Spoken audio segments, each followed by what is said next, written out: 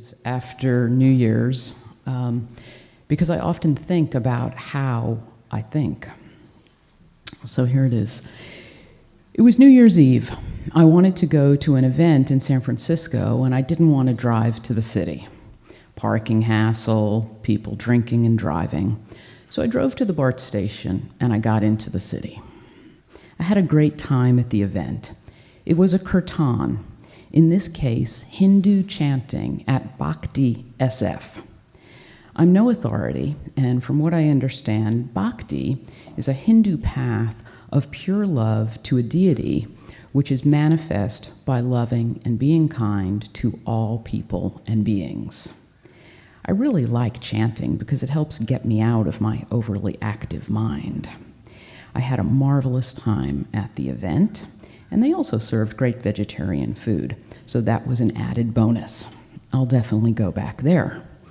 The only downside was I didn't feel like walking back to BART in the dark, so I hailed a rideshare and got home that way.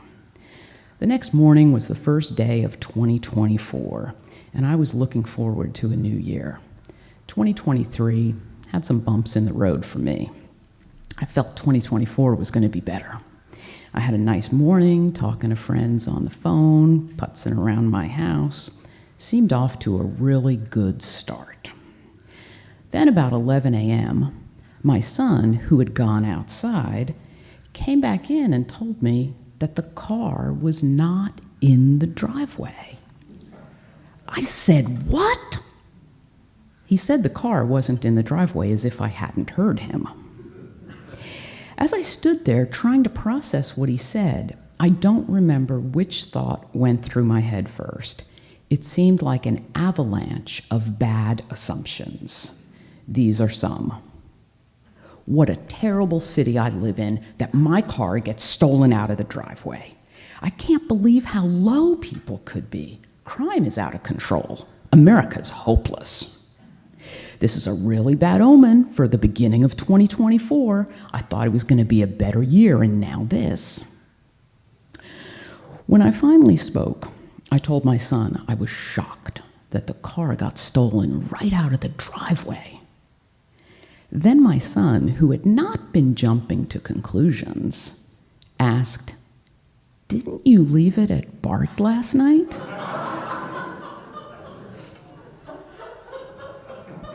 "Oh, right, I did." Then I actually started laughing at myself. I had been positive the car was stolen. I was so angry. I was so justified in my anger, which turned out to be nothing but my forgetfulness. When I stopped laughing at myself, I realized what a lesson this was. I seem to believe everything I think because, well, I think it. Most of the time, I think I have a good or at least decent mind. This absolutely clear experience proved to me I can't believe everything I think, and I should not believe everything I think. This Palm Sunday, I'll share another big rethinking I had about 15 years ago. And to really understand that, we have to go back further. I was raised in a Christian family. Denomination doesn't matter. I probably could have had the experience I had anywhere in this country. The church I attended as a child and a young adult taught its members that they were better than others. What they believed was right, and those who didn't believe what they believed were wrong. The dogma they believed included hate. Hate toward people who were unacceptable in their eyes. Gays and lesbians, trans people, feminists, people of other religions, free thinkers. You get the picture. When I was 16, I refused to attend the Easter service, which was my break with that church. I found the place too hypocritical.